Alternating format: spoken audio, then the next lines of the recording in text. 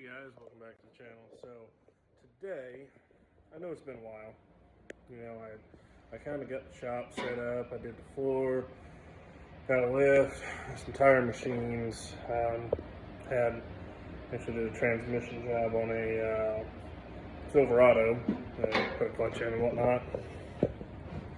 I didn't get that part of the floor clean enough, so we got to redo that. But today, we have got, not that one, but this one, my 98 Katana. Long story short, she hasn't run the greatest the last couple of years. I've actually got the carbs off already, and I've got the valve cover off. I did set it back up there. Long story short, it was, when it got warm, it got rattly. Obviously the valves are supposed to be adjusted every, I don't remember what the interval is. That and on quick inspection of the carbs after I got them off, 3 and 4 were not synced in, at least visually. You can kind of look. Let me see if I can show you. So you can get down in that hole there. You can kind of see some dots on the bottom. 3 and 4 back here were kind of black in the bore here, like it had been backfiring, and it was closed more, like you couldn't see the back hole on the bottom at all, whereas the 2 front ones you could see it clear as day. That tells you they're probably pretty wildly out of sync. So I've got a service repair manual, a Haynes manual actually. It's going to show up today. I was waiting on it because I wanted to see, since you can't find any information on these GSX750Fs really anywhere that I could find. There's no videos, no YouTube, nothing on how to sync the carbs, what to adjust. I did find some areas people were saying like 4 on the 0.004 on the intake, 0.005 on the exhaust. Some were saying 0.008, 0.006, 8,000, 6,000, whatever. And I wanted to run right, okay? Obviously the carbs go here, the air box goes here, and then this bolts here to kind of hold the air box in, I guess. There you go. So this holds the air box in, then the air box, and then the carbs. One thing I like about these 90s Suzukis, they actually have alternators on them. They don't have a little, you can see where it's been leaking gas on the alternator. I know that's super safe. But they don't have a stator rectifier set up. So that's really nice. I mean, and they come out easy. You know, this one, it looks like you have to drop the carbs. The 600 that I had just pulled straight out the side. Like you get to the bolts, pull it right out, it was easy peasy. This one looks like the carbs have to be off to change it, but still, way better than splitting the case and doing all that craziness. But if we get the valve cover out of here, I'll show y'all.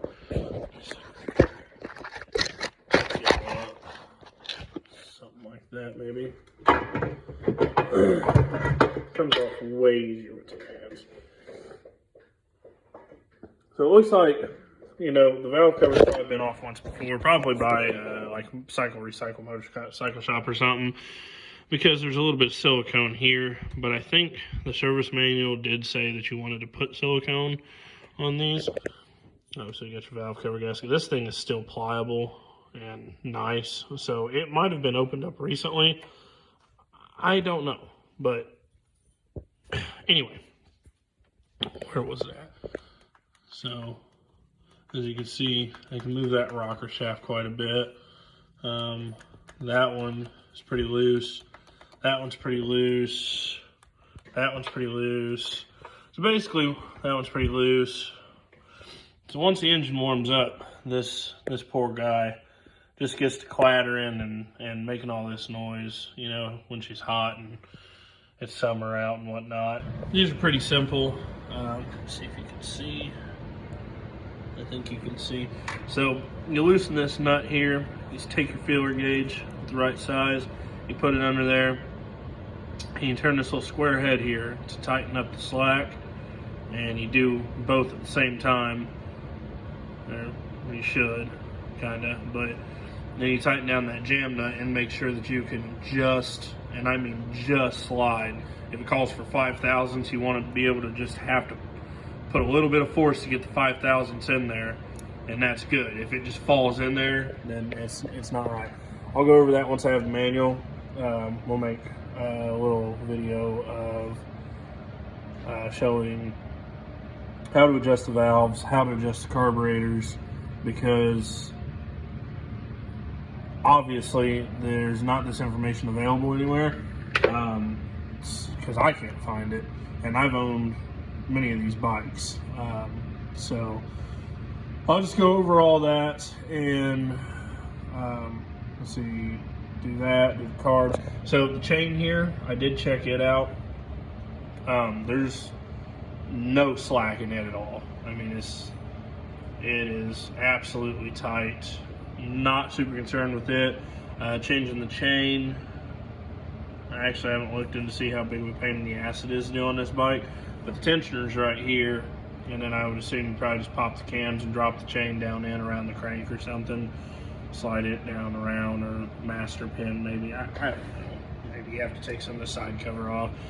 Okay, let me turn off that sound copyright or whatever it is. So, as you can see, there's a car behind me now, waiting on parts. I went in and pulled the carbs apart on the bike. All I did was pull the bowls off, as you can see. They're there.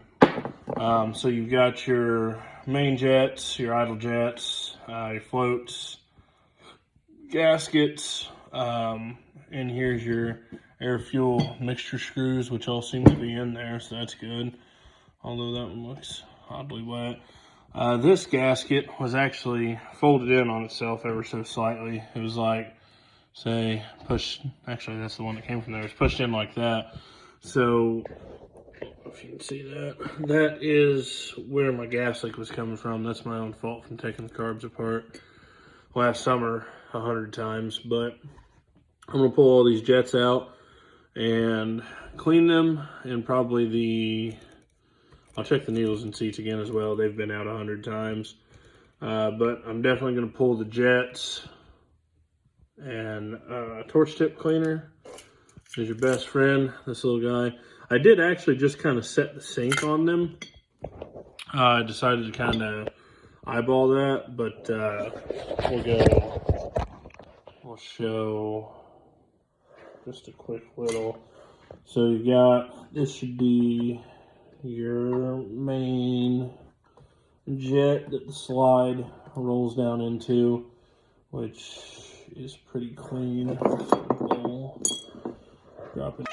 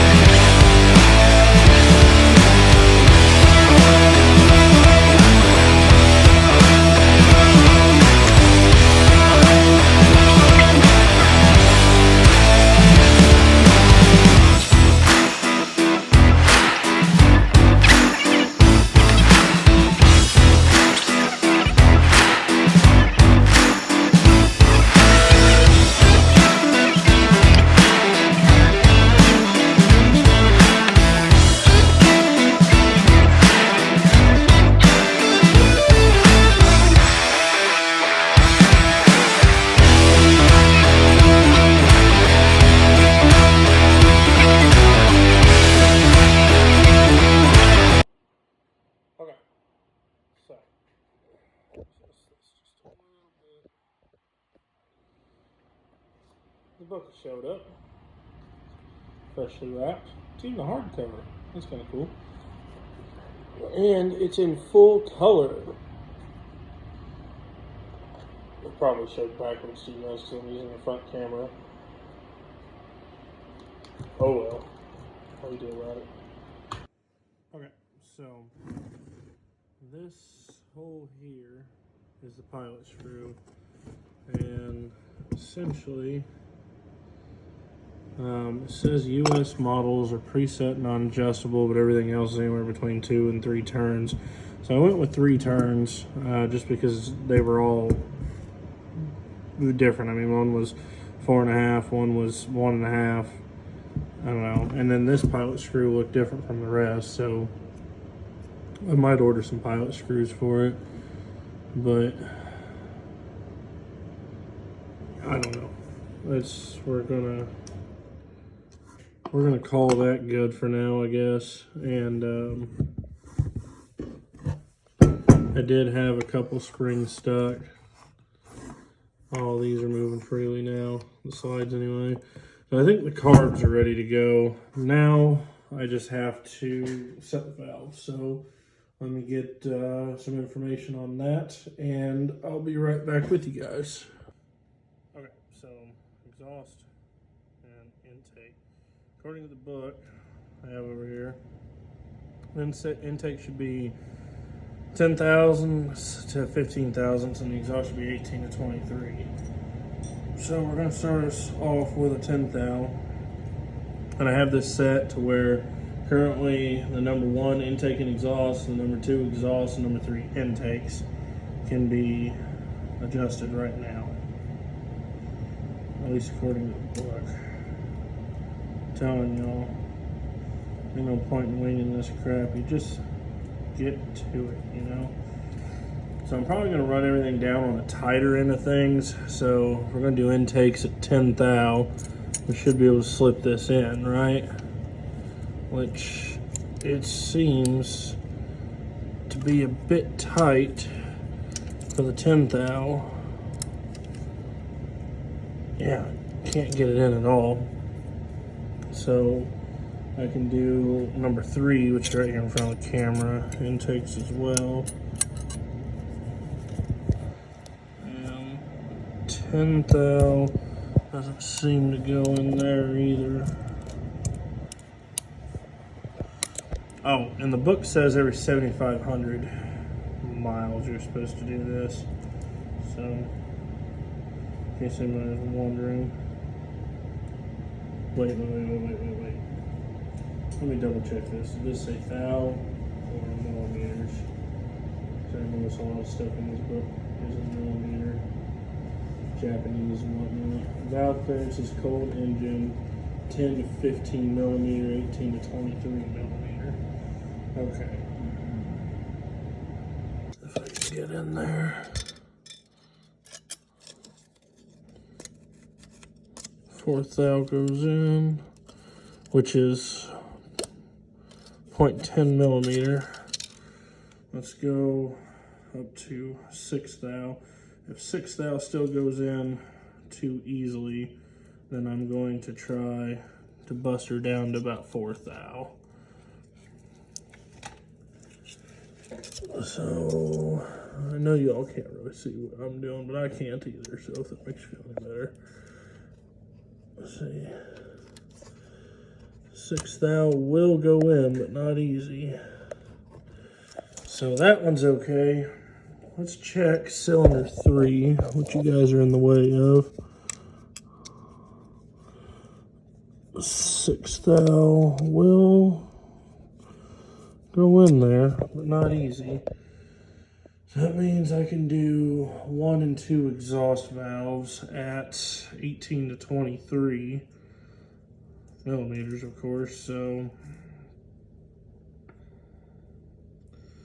that's going to be, damn, this thing oily as hell.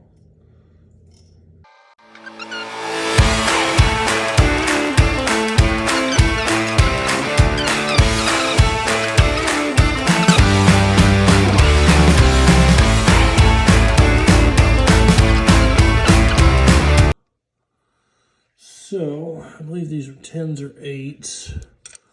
They were 8s. And I have a little spanner as well.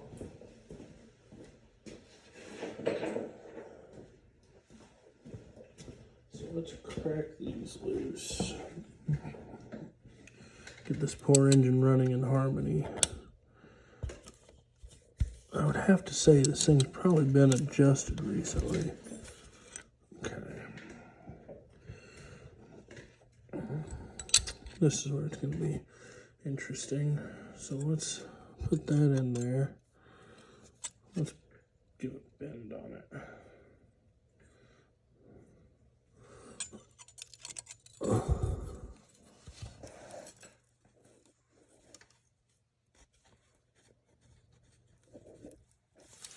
Let's give a bend on it, and let's get our teeny tiny little spanner here. This is the best way to do these darn things.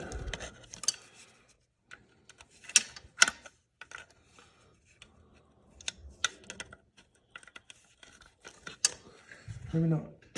I feel like the last time I did a set like this was on a Honda 300EX ATV. And I think I did it like this.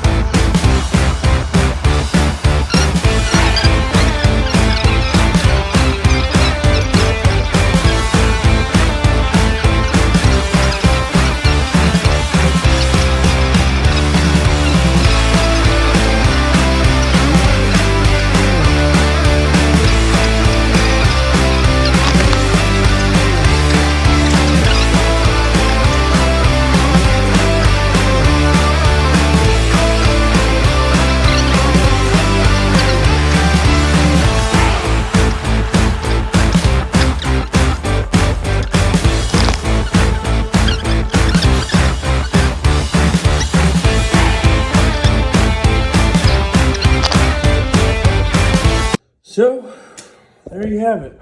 How to, I guess it was helpful. How to adjust valves on a 98 Suzuki GSX750F W motor. Okay. All right, guys. Bad news on the bike. She runs like crap. I don't know what's going on. It seems to be a fuel delivery issue. I can get it running. Idle is fine. Anything past an idle, it just pretty much will try to die. If you spray a little bit of brake clean or gas from a spray bottle or something, the carbs already try to rev it up. It runs perfect. I've had the carbs off 3 more times since what you guys just saw a few seconds ago, me tearing them down. Check the fuel bowl floats, well, the float height, I guess. But the pilot screws, all the jets, the emulsion tubes, I've went through everything on it. I cannot figure out why it's not fueling properly. So I'm going to order a complete rebuild kit from Suzuki. I was able to find, actually, surprisingly enough. It's rather expensive, but it's going to come with all new main jets, pilot screws, gaskets, O-rings, needle seats. I don't think it comes with floats. It did come with seat screens, all that stuff. Comes with diaphragms, bowl screws, cap screws, main needles. It comes with everything. So I'm going to order that and I guess we're gonna try it again. I don't know. I don't know what else to do with it. It's not getting fuel, so we gotta make it get fuel. So till next time, see you.